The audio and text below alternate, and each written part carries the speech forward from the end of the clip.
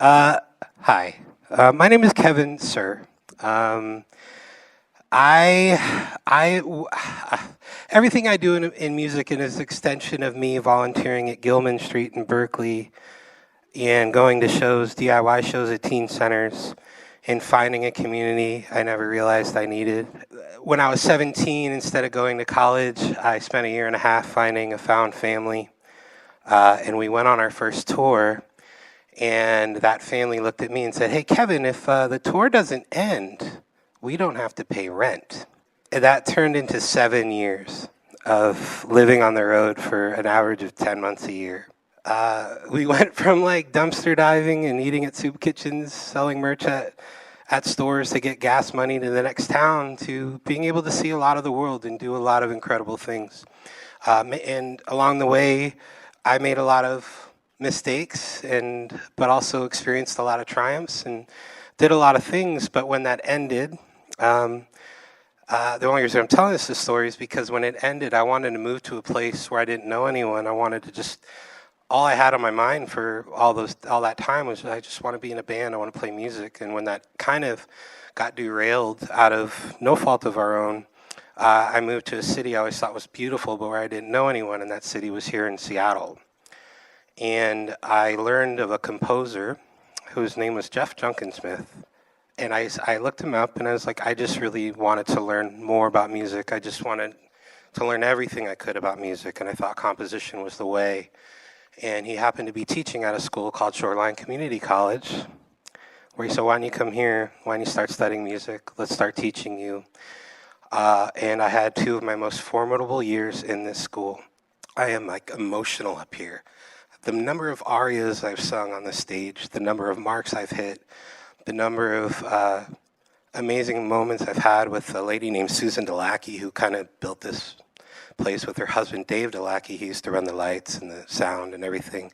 It was just kind of the first time in my post-teenage life that I had adults that I really respected look at me and say, "I believe in you, and you can do whatever the fuck you want."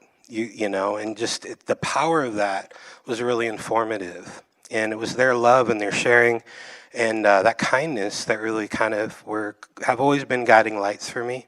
As were the kindness of punk predecessors who, like Kevin Seconds and Ian McKay, and people who kept an open door and taught me that the music isn't an industry, it's a community. It's a thing that you take part in, that you make sure every door you walk through, you make sure it's open behind you.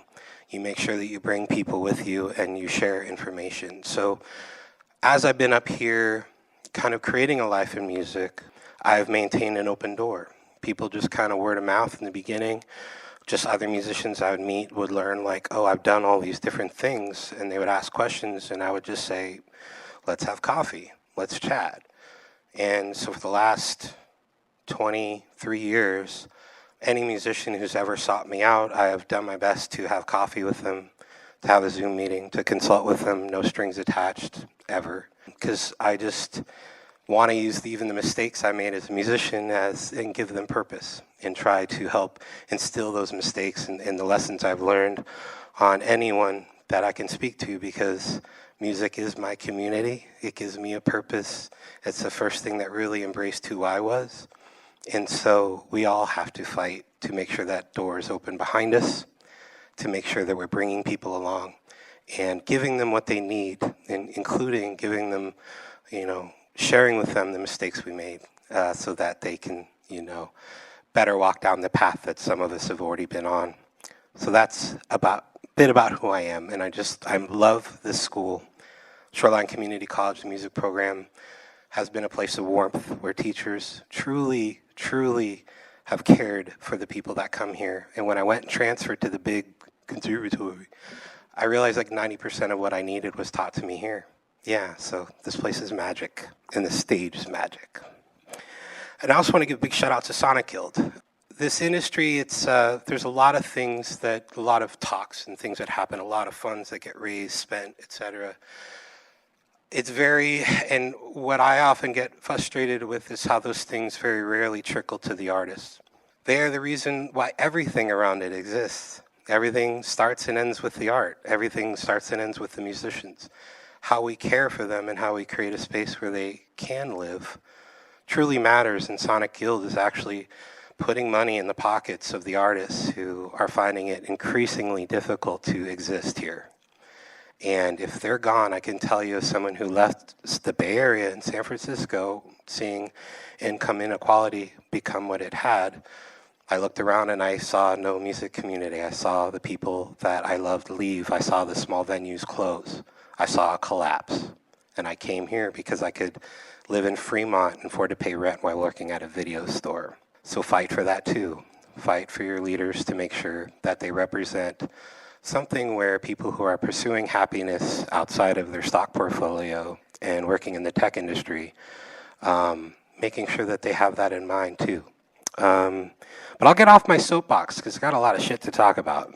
There are two different schools of music here, and often one gets mixed up with the other. Often one gets legislation passed that really negatively affects the other. And one is if you are a musician who's looking for gigs, who performs in pits, who is like, your work and your career is based on your musicianship and your professionalism and your skill with an instrument. Fucking amazing. It's great. It's a totally different economy than the musician whose name ends up on a poster. That's a billed musician. So much of what I'm talking about today in my experience, because I can't give two separate talks really in the amount of time I have, is about that billed musician. It's about the person who puts their name on a lineup, and that lineup is the thing that draws people to a show.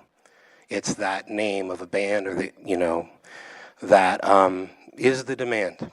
And I'm just going to say, for those who are doing that, I'm going to give I'm going to just talk about the biggest mistakes that bands that are billed bands. This is about me having my music on a streaming service, an album on Bandcamp, I'm playing a show, my name's on the poster. The most common mistakes they make when it comes to building a sustainable growth through their live performance, which is one of the last places, the last revenue streams that artists, that the tech industry hasn't gotten their claws into. So it's one of the most sustainable places that you can create growth in. Number one, when you start playing live music as a billed musician again, you're not someone who's looking for work as an employee, looking for a magical employer to pay you a living wage. That is not true. Get it out of your dialogue or sense of how you exist and how you function in trying to build a career. That is something that this other side of the economy has tried to preach, and unfortunately negatively affects young artists' perceptions on what to expect. Instead, understand that you are the owner of a small business.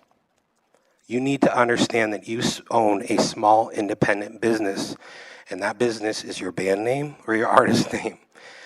And the more you truly understand that, the more you understand that when I play a venue, they are not hiring me to play, we are having a partnership. I'm having a business engagement with them. And it's kind of like a weird, I don't know, you words like business and say things like LLC and taxes and shit. It just makes musicians hair rah. But it is true. This is your project, this is your business. And it's a small, independent, incredible business. And it's a wonderful little thing, but when you realize that, it starts dictating your decisions, but it also puts the responsibility on you. How do I grow this thing? How do I do this thing? Instead of why aren't they paying me? Why aren't they doing A, B, and C? It's how do I do this? I'm responsible for this. And you should have an LLC. But it's just a mindset. And it's understanding that you are responsible. And I tell bands one of the piece of advice I get asked all the time, how do I get a manager? How do I get a label? How do I get someone to book me on a worldwide tour? How do I get to open for Macklemore? Blah, blah, blah, blah, blah. And it's you don't wait. You do all the work so the people that can do that come to you. You plan every step of what you do as if no one's going to help you. And if you plan that way, like a business person, you will always be able to take baby steps of progress. You will always be able to manage your own growth. And you will always have to make yourself accountable for the things that do and do not work. And understand that. Measure it. and learn from it. But it is on you because you are the sole owner, or if you're in a band, part owner of this business. And when you're in this business and you're playing those things, they're the number two mistake that bands, once they put their name on a poster and start playing shows, the number two biggest mistake they make, they play too goddamn much. I know it's like really instinctive when you start out. I just got to play every show. I got to say yes to everything. I just got to go out there and be seen and get known and all this stuff.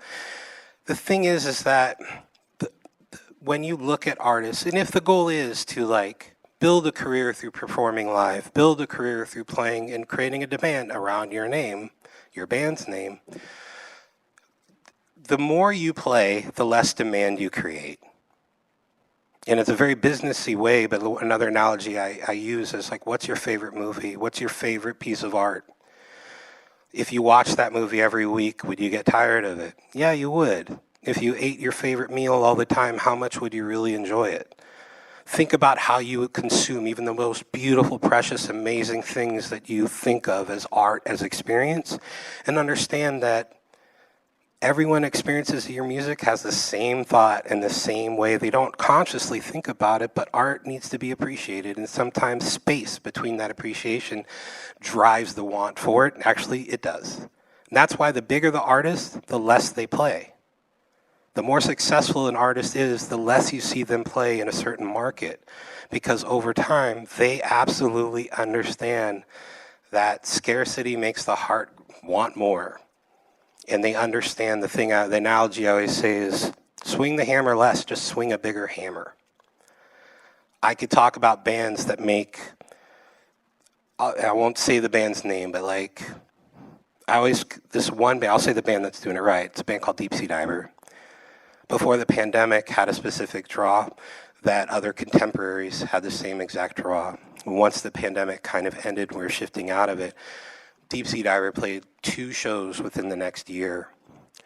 The other bands that were at the same level, I saw say yes to everything. They're playing like once every month, once every 2 months in the same market. They probably played collectively, like take any one of those bands playing 6, 8 shows in that year. They didn't even make half of what Deep Sea Diver made playing 2 shows. Who's working harder? And who all of a sudden is of a mindset that I have to play all this much just to make rent? It's like, no, you have to actually play less so each show can make more. And so like, you know, and the question is, how often do I play? And the thing is, like, the moment you have a draw, that's when you need to start asking that question. And typically I always say is like, when that person is a really big fan of your music, like, when are you going to play again? I haven't seen you. That's when you play.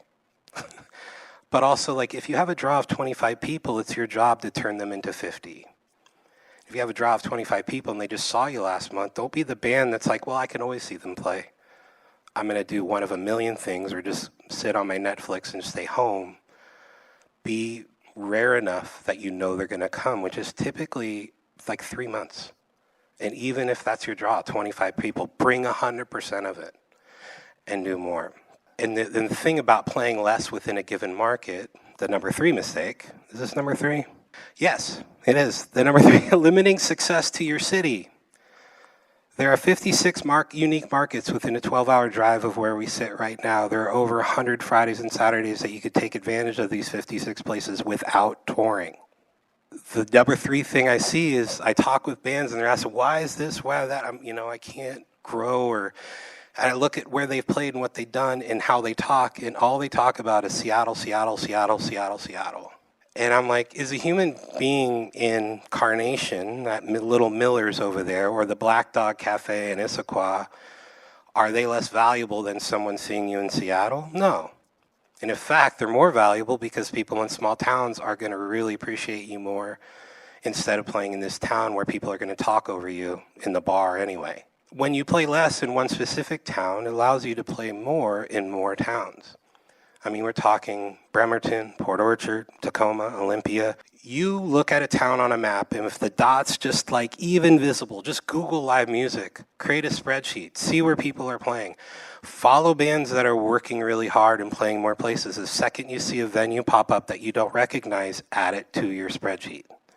Start studying it, start looking at it, start understanding who are the bands in these towns. And so like, you know, and then going back to like, if you're doing a good thing, if you can like bring a good crowd to like Connerburn, if you develop yourself and you're smart about promoting, which, you know, typical album release show, I say 3 months, book the show and you spend 3 months promoting that fucking thing.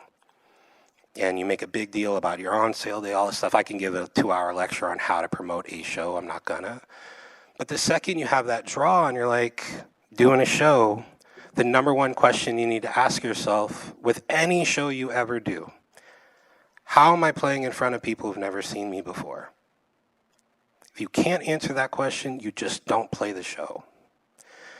It's better to be conservative, space things out, and when you play less, but swing a bigger hammer. And the way you play in front of people you have never seen you before is, one, you don't play with your friends.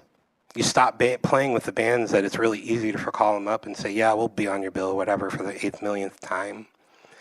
Play with bands that you do not know. Play with bands who maybe you don't like that much, but when you look at their music and they see they have an audience, ask yourself, would that audience like me? Let's not judge the music. Let's just look at the audience and say, I think this is great. Invite them to play with you. And then the other way to do it is if you have a draw of 100 people, we were just talking about it in Jody's session over here, but like when you have a draw, say of 100 people in your hometown, I don't care where it is, look at the other town and just you start seeing habitually, who's playing Friday night at this venue all the time? Who's playing the weekends? Who has a local draw? Who seems to be doing that? Social media makes it real easy to research. And then you reach out to that band, you say, hey, we draw this many people in our town. You draw this many people in your town. We've never played there. If we have you open for us, will you have us open for you? That is like standard in the punk world. That is like punk 101. Read, Henry Rollins, Get in the Van. You just talk to any old punks. That's literally how we do it. You trade shows. You take care of each other. You host each other. You let each other crash on each other's floors. All that stuff. It's the most sustainable way to build growth, and it's the most sustainable way to do it in a way that you can control. And so when you're playing your hometown and maybe you're not drawing anyone new, maybe the band isn't drawing anyone new, you were saying, I'm playing this show is getting me in front of people who've never seen me before because it's buying me a show in Spokane. And guess what? I get to go to Spokane and play another show. And that will put me in front of people who've never seen me before. And so that's kind of the question that kind of gets to the root of building a following and building a draw. I'm saying all this not knowing what your individual goals are. Usually when I sit down and consult with an artist and I talk with them, I say, you tell me what you want. Like, what do you want? Because there's no right answer. But the other biggest mistake that people in bands, when you're working with other people, is they have a different idea of what success is. And then they have a different idea of what they're willing to do in order to obtain that success. I can say pretty much like 95% of bands break up because of that. They get to a point where one person is just really wanting to work hard than other people, and you didn't have that conversation on the way. What are we doing for this? What do we want to achieve? That should be like number one. At some point early on, you have to have that talk. Because if I'm giving you this advice, I'm telling all that, and you're sharing this project, this musical creative endeavor, you're owning a business with other people, you will get to a point where none of it's going to matter because you realize the parts of this don't fit because I want to go on tour and I don't want to pay rent. Like, that's fucking crazy. But this other person doesn't, and that's fair. But if you don't have that talk, you're going to fuck each other over and waste a few years. And it's no malicious fault of anybody, but it's just like time and time again, I just see bands break up and stop because it's usually one of those two reasons. And the other part is just not wanting to commit a certain level of work to make all that stuff happen. And getting back to like playing out more in what I said about how many markets exist in a place. Bands that I've seen do really well, and a lot of them I've coached, I'm very proud to say that like when I try to create a list of artists that are from the Seattle and Puget Sound region that have turned their passions into careers, I'll say that, yeah, like between myself and my programming assistant, Brady, who's a freaking rock star, we've had a hand in a lot of it. We've had a hand in a lot of these subtle, simple decisions, and a lot of the times the decisions are very simple. And a lot of times the band have a really good plan. They come to us, we look at them and say, you have a really good plan. And then the band does what is a miracle is they're able to like close the book on the plan and not drive themselves crazy like every artist does, constantly going, what am I not doing? What am I not thinking about? What am I not attending? What questions am I not? When you actually sometimes just get that affirmation that, yeah, this is a good plan, you're doing that right, which we all need. It allows you to think freely about creative stuff. It allows you to think fun about different ideas. It allows you to use that right. And the other thing I say is use the right side of your brain. If you're all artists, you are more right brain dominant than most people, so you're going to come up with creative solutions that other folks wouldn't think of. You know, a lot of times it's being influenced, seeing what's worked for other people, but sometimes with great art, it's about creating the wave that everyone rides the wake in. And that could be how you fill out a spreadsheet. I don't know. It could be anything, like you make decisions about marketing, you make decisions about how you do your bookkeeping. I had a composition teacher once tell me, I was very frustrated because I was drilling on musicianship and dictation. My mind was going fucking nuts. I said, I feel like I'm doing all this stuff, but I'm not a composer, I'm not writing. And he's like, well, are you just a composer when you're sitting there in front of your piano with your score pad? Or are you a dishwasher when you're washing dishes? Or, he's like, when I'm vacuuming my floor, I happen to be a composer that's vacuuming their floor. And it was like, oh, shit. But it was this kind of lesson in like, you have a power in creative thinking. So don't let your creative mind stop with the music. Let it continue with your business decisions. Let it continue with finding a wackadoo way to promote yourself. Let it continue with like this whole social media thing, which is really kind of unfair for like people that aren't comfortable filming themselves, which I'm not. But maybe there's a creative way to just reflect and represent who you are, because you're already doing that with music. And I don't know what the specific answer is, but social media that really succeeds is one that just says it reflects who you are and not trying to be like other people, which is kind of like, you know, a musician's curse. Like you just want to be you, because in the end, music is a form of communication that transcends language. And if you're trying to be someone else, the bullshit will show. We can't explain it, but the authenticity or the lack thereof does come across. Anyways. But back to this whole 56 markets, all these stuff. When you work to develop yourself regionally, I think Aaron Jones, it kind of blew up in the last few years. Before he blew up, like I was at the Duval Theater, and the guy was drawing 200 people there. And like a year before that, I saw him at Pete's Pub and Grill in Carnation. He was working the Snoqualmie Valley, and there was like 100 people there. Here's someone who's centralized in one place, but grinding in all these other small markets. And I was like, oh yeah, like he's doing what the Polyrhythmics did. He's doing what Deep Sea Diver did. He's doing what all these bands that eventually had a career, or some bands that this is what they do, and this is what they're able to do. But what happens is when you play in neighboring markets or areas or whatever, word of mouth is more easily linked between, say, if you play in Bremerton, it goes really well, someone in Port Orchard's more likely to hear about it. Or, you know, you do something in Tacoma via Olympia, whatever. Like when you play a region, and I talked about the show trade, and no one's really done this second part. The last one I've really saw do it intentionally was Ivan and Alyosha years ago. But you develop a region where you have 8 markets where you could draw 100 people, say that's Vancouver, Washington, Portland, and the small places in between. Then you find the band that's doing that in the Midwest, and you go on tour together, and you connect the dots. And that is, again, another old punk thing. How can we create a sustainable 4-week tour together? We'll do 2 weeks in our hood, and we'll do 2 weeks in your hood. You do great in the Midwest, we do great in the Northwest.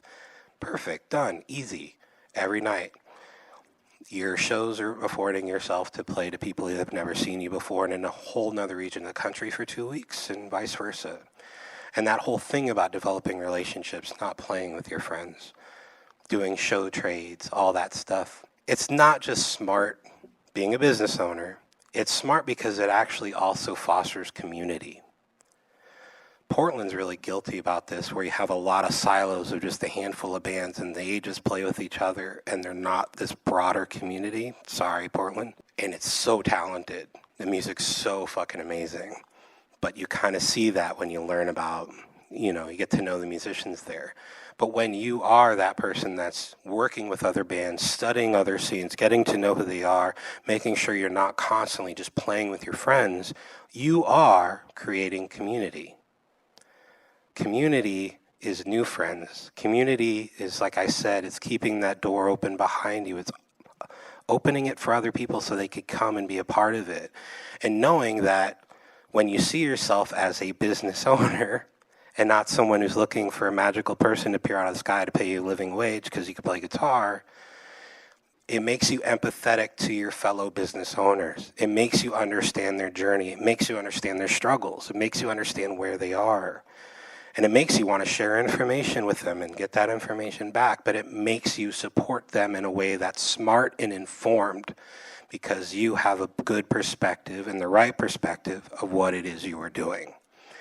So just remember, when I say these businessy words, it all ties back to community. And it's amazing how much business decisions actually benefit everybody, because in the end, we're a bunch of weirdos. What the fuck is music? What is this magical thing of melody, harmony, and rhythm that enraptures us? We've dedicated our lives to it. I mean, if we wanted to be rich, we'd be doing other shit. But we want to live a life in music. And if you could do that, you can, get to the finish line and say, wow, I got to still do the thing I did when I was 13 at Gilman Street. Fucking A.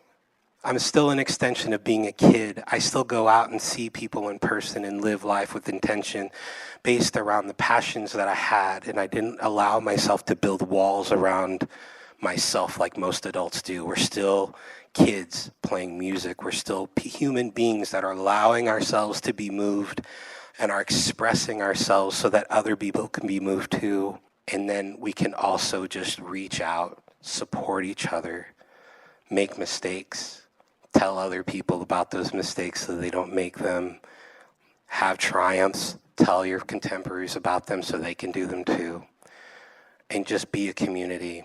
Because in the end, I've never been part of an arts movement that, Rolling Stone or somebody's going to start writing about it. That was created by, all of them were created by a bunch of weirdos that no one would accept, and they just created their own scene.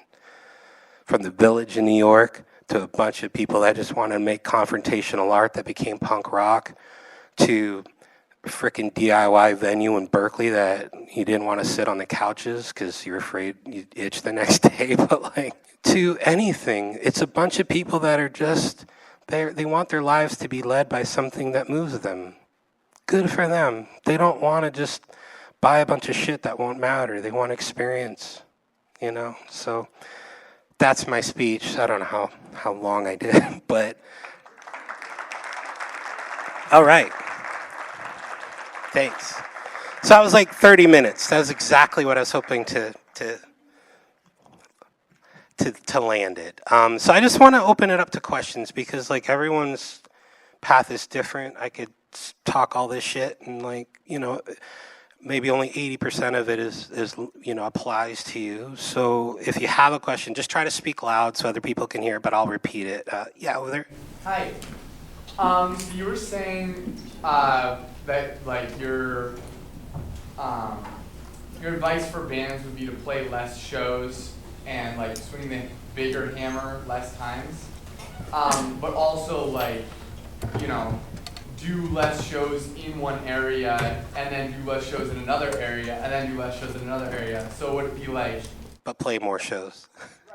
Yeah, just play less shows in a given market. Right. So you play once every 3 months in this market, yeah, and once every 3 months in this market, and then you stagger it. Yeah, and when you play once in the other markets, it's only the second people start coming to see you. The second that happens, that's really when you space it out. If you have people, if no one's ever seen you before, and you haven't found the venue, the right traction, the right combination of something, keep going, keep grinding that, even if that's your hometown. But the second you make a big deal out of your show, and the thing is, in your hometown, that should be every show.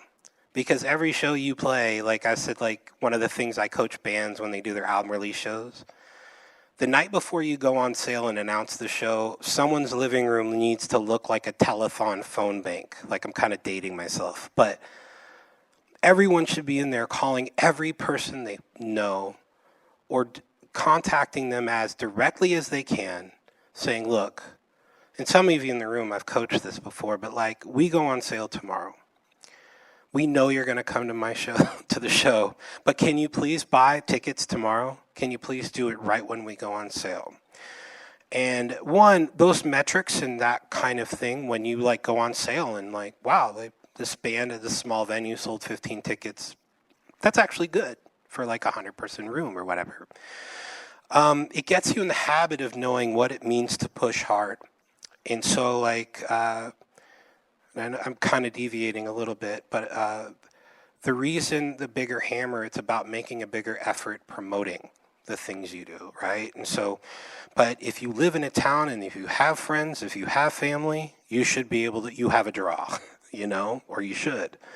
But to go into deeper things is what you do is you ask the venue. So I'll say one. Do you know how many tickets you sold at your last show? And most of the time the band is guessing. I'm like, okay, talk to the venue. Every single ticketing platform has a setup where you can get ticket reports. Just say, put me on a ticket report, which just means every day they're going to tell you how many tickets you sold. This isn't to like make you feel bad or anything like that, but it's to give you a measurement. So when you put in every ounce of effort into going on sale and you're getting that email every day telling you what you did, the next time you do a show, you have something to compare it to. And you understand, it informs you what's working, what's not. Email lists, highly effective, by the way. Free up until a certain amount, by the way. Not used that often. Little creative things like, hey, is it okay if on the ticketing page you say by buying a ticket you're opting into this band's email list? Then at the end of the show you get every single person's email. You write a thank you letter, say thank you for coming to our show. And the next time you play that town, you have it organized. So you say, hey, we're coming back.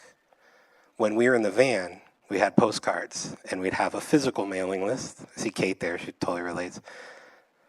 But we would write postcards to everyone who signed up on the way to the next town and we'd mail them. It was just like, hey, thank you for coming to the show. And that was it. And every time we play a show, we had an attitude. I don't care if it's 5 people, 10 people. We will turn 10 people into 15 and therefore and so on and so forth. That is what we do. We will be, if we play differently in front of 10 people than we would in front of 3,000, we really need to ask ourselves, what does our music mean to us? I'm kind of going off on a tangent. But promote the fuck out of the show. Play more, but just play in more places so you're not overplaying any one. Questions? Can you explain, like, you were on tour for 7 years, like, hold up, how did that even, like... It smelled really bad, I can still... Yeah, we were in a van. We called it the Cacafuego. It was named after a real-life pirate ship in the Caribbean that was the fastest thing, but if one cannonball hit it, it would have just been obliterated. Translates, I think, to just a shit fire. I love that van. I still miss it. It got stolen. Yeah, we were just a bunch of fucking teenagers. And I think all of us came from kind of fucked up situations in a little bit. And we just loved each other. We fought for each other. We went through some wild stuff. And it was the greatest education that no college could have ever really given me. Like, not to downplay this is amazing. But, like, we literally had to find ways to get to the next town sometimes. We had to, like, our singer, she worked at a record store, so she knew how to walk in and sell records on consignment sometimes just to get a tank of gas to go to the next town. We knew where all the soup kitchens were, all the Food Not Bombs. We would, the punk community was incredible. Like, I still can probably do a road trip from here to Pittsburgh and never once pay for a hotel room if I wanted to, because it's still there. All these people let you crash. You know which town people would cook you pancakes in the morning, what venues would let you sleep overnight. Sometimes if you had a little extra money, you would drive all night, so you get to a hotel at like 6 in the morning, and you beg them to let you check in early so you could sleep all day, play the show, and then sleep at the night. So you only played for one hotel room for one night. We knew how to scam parking meters, which the old turning ones used to do it turn it halfway and then hit the bottom and it would go all the way up. We knew how to scam Kinkos when they had the old cartridges. If you packed them like cigarettes, it would recount to 0, so you can just do flyers and posters and whatever. We knew how to silk screen our own merch, so we'd find like truck stop bathrooms, and we'd literally like rinse our screen out and screen shirts, which we would buy for 75 cents a piece at like Goodwill. And we knew which day Goodwill like had t-shirts on sale. And so we'd just screen on secondhand merch and people would buy it for $10. That's a huge markup, you know? We also, I'll say this, existed at a time when you could actually make money, I kid you not, off of your recorded music. We were never huge. We could probably tour the country and average about 100 people a night. Certain cities it would be 5, others it would be 1,000. We were never big. We did that in my quarter share of our album sales alone, just from tour, I would make about 30 grand. And I made more money than when I compare what like we would make on album sales, which fucking infuriates me when I think about streaming and I think about this revenue that has been completely, musicians I'm saying, and labels and everyone's just let it go. People are spending that money on music. It's just a handful of tech people have taken that revenue from musicians because no one, including ASCAP, I wish they would just figure out a way to be like, no, let's demand more. Like, they just gave it away. You know, Metallica was right. Metallica got all sorts of shit from musicians for trying to stand up to Napster way back when. And I was like, actually, it would really suck if that disappeared. And now it's disappeared for everybody. I did a thing, I released a record. I play like once a year just to keep the wheels greased.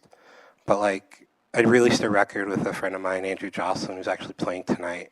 I only did 2 shows and I gave myself a test. I was like, I'm not going to put this on streaming. I'm just going to print 100 CDs and 100 download codes. And those 2 shows, I sold them all. And I tried to do a thing of like, wow, I created this rare thing and that's my old school. I'm just fucking old and I can't stand Spotify.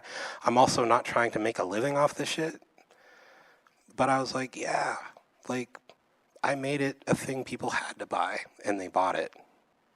And I always thought if I could clone myself multiple times, because I have a lot of ideas, I would just create a label. I would try to create a label that refuses streaming and see what happens. Because if you try to think of like even an album that's you sell for $15, $20, how many streams is that? Like if you look at Fugazi back in the day, one of the most successful bands of all time, who just wouldn't allow their ticket prices to be at $5, they wouldn't sell merch, but it was the ideals that drove the demand. But yeah, anyways, going back to touring all that time, we'd come home and record, and we'd come home, we'd be like back a week, out for 3 months. We would joke that anything less than 2 months we wouldn't call a tour. Like, and other things we learned through touring that much is to never record an album until we've been on tour with it for a few months.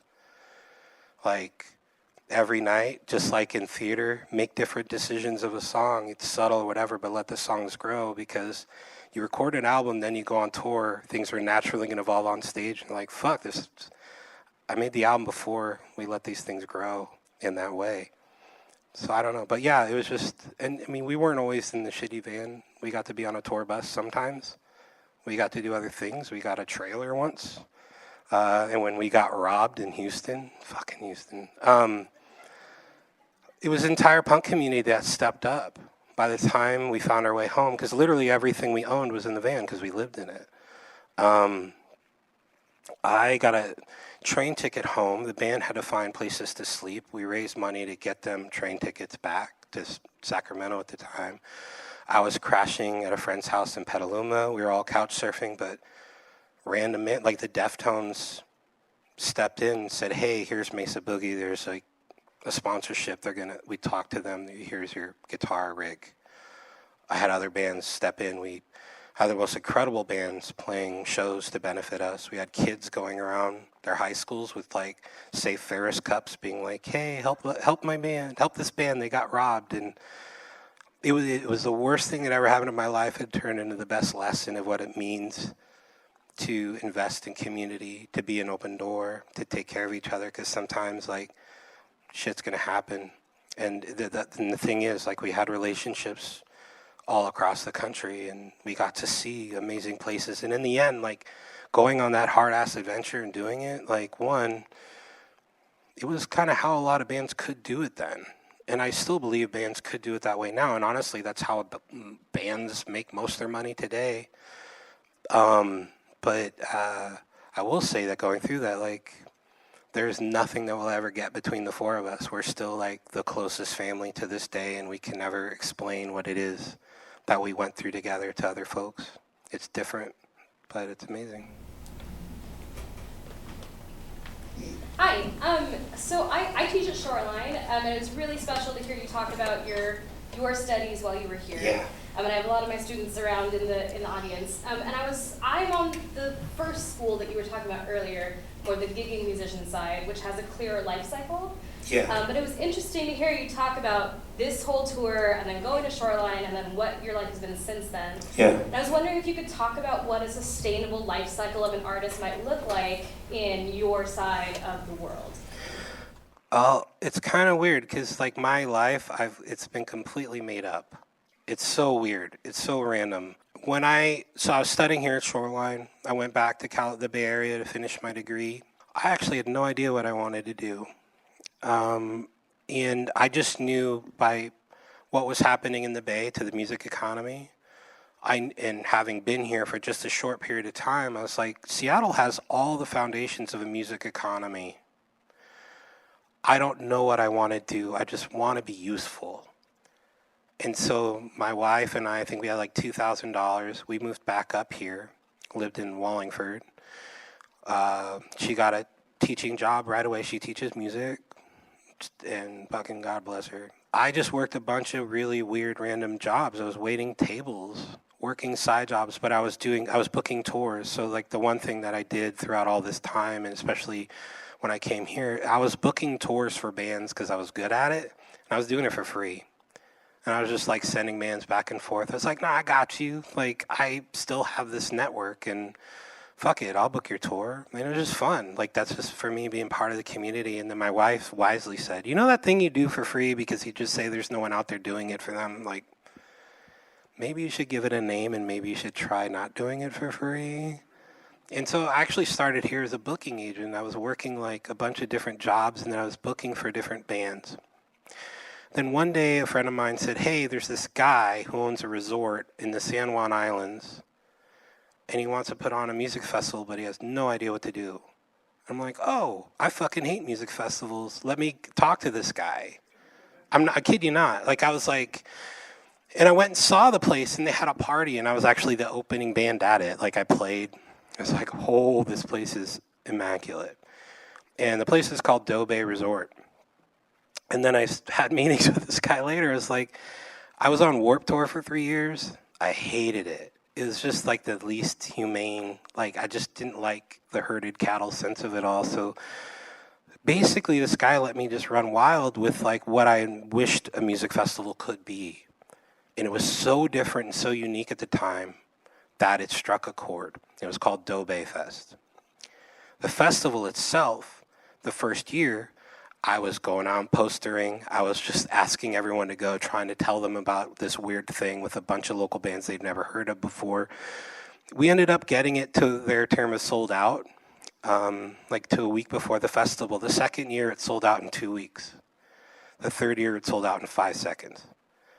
And the thing that made it different was the fact that I didn't want an overcapacitated experience. I didn't want people to feel uncomfortable. I wanted them to be able to roam freely. Why every other festival's like, look how packed we are. I'm like, that looks uncomfortable. And also just doesn't, it looks forced. And I didn't like just huge corporate, like sponsors everywhere in your face kind of thing. And this formula we created really resonated. At the time, music festivals weren't booking local bands really. There was like maybe one or two on the big three that existed back then.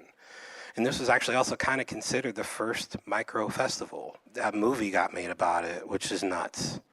And then one day, King County head of business development, like through different folks who've seen the movie, were like, hey, can you come out to this park in Carnation called Tolt McDonald Park? How do you like to do a festival here? And I was like, I'd love to do a festival. I don't have any money, but I get hired to do this other thing, which is kind of a gig. I get to bring a vision to life. And then, but I got to work with the county, who made it really easy to develop my business through that park and create this new kind of festival. And I loved doing these festivals because it allowed me to express myself in a different way. It allowed me to meet more musicians and work with more musicians and, again, be useful to more people, because as a booking agency, I just had like 6 bands that I was booking tours from, and I wasn't really making any money doing that. But with the festival, I was able to work with 25 bands and functionally put them in a place that made a real huge difference. And now when the festival's selling out and you don't even announce a lineup, what can I do is book lesser and lesser known bands and actually be a functioning tool in helping them gain steam and gain momentum. And we'd have bands that have never even played the region. I would tell them, come back and play a month after you play this show, and they would almost always have at least 300 people at their show, having never played here before. So I started making music festivals, and it's funny because now we produce music festivals. We do booking for a number of different things. We produce Our Day for Rainier Beer in Georgetown, which is a freaking riot. So much fun. We do a wonderful thing called Chomp for King County, which is, again, music, but it celebrates sustainability. But we tend to look at things like artists. We're all musicians, and so when we look at events, we always say that, yeah, we're the team that sits around and goes, wouldn't it be cool if, and then we just do it. And then a few years ago, I was in the beer garden at my own festival, and someone came up to me and said, hey, Kevin, KXP is looking for an indigenous program. And I'm like, and my first thought was, oh no, they're gonna fuck it up. And then I was like, oh shit, I have to apply then, don't I? And I applied, and oddly enough, for the last 2 years, I've also been a DJ on KXP. And then they're just letting me do wild, crazy things, and they're just I asked them to do weird stuff. Like, I want to do a 3-hour show of songs that have never been played on KXP before. And they're like, sure. Okay. And then I do it. I don't know how I landed here, to be honest. I can't say that there's a certain pathway to do this or that. But being on the road for 7 months a year, for 10 months a year, for 7 years, having to just figure out how to get to the next town, how to figure out how to do all these things. I'm seeing some DIY legends in the audience who could tell you when you've gone through that and you do that and you're just like, fuck it, I got to figure out how to do it. I can't hire someone to do A, B, and C. I'm just going to figure out how to do it. I need to rebuild a carburetor? Okay, get the van back on the road. Or find a mechanic who will take a case of beer to help you fix your shit.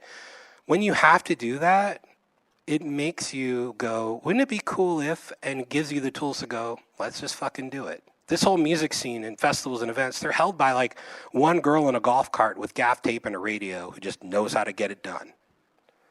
Those are DIY kids who are forced to survive, really, literally. So I don't know about a pathway, but other than the fact that passion gets shit done. And if you absolutely love what you're doing, sometimes a business plan is the worst thing you could do.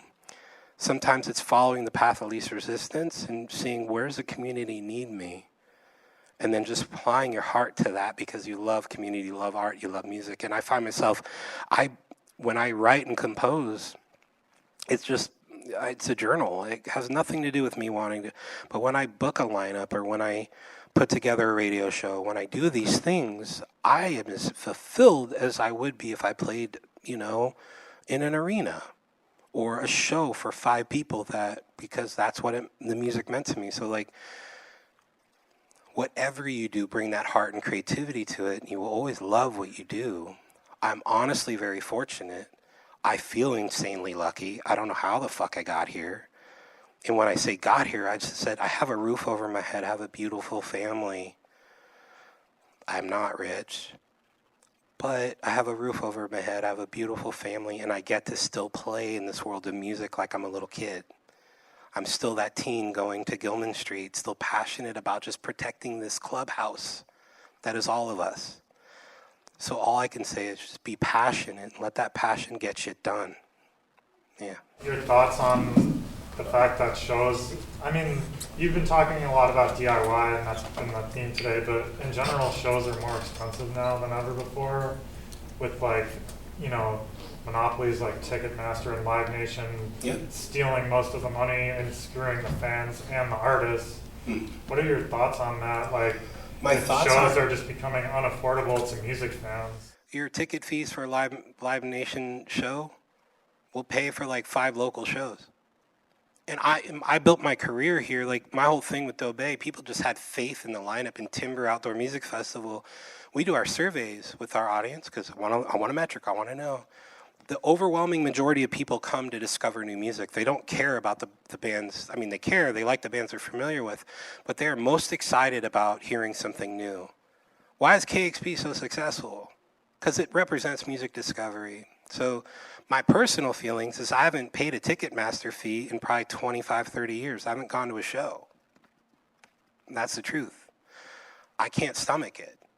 I can't stomach the fact that when you get to a certain level in this industry, you're dealing with one of two corporations. One is like literally your second biggest shareholders is an arms manufacturer funding genocide.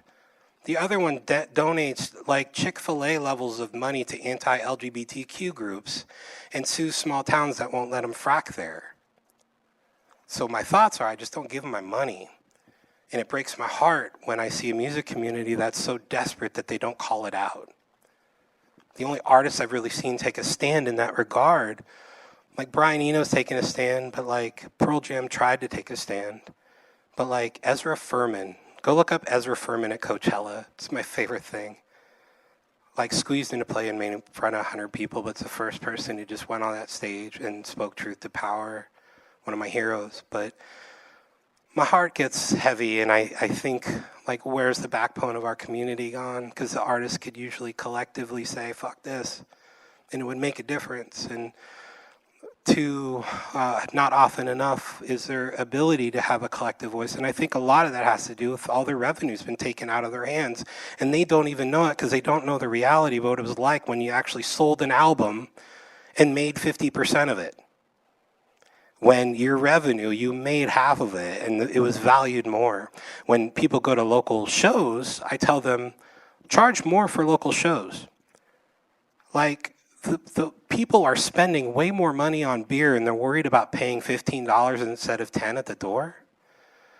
Like, that's the stuff that, you know, and yeah, like it sucks. Like you can't get above a certain level and not have a hand in a thing that's honestly needs to be divided up. And like, yeah, that's my feelings. I'll probably get some bullshit over that. Awesome.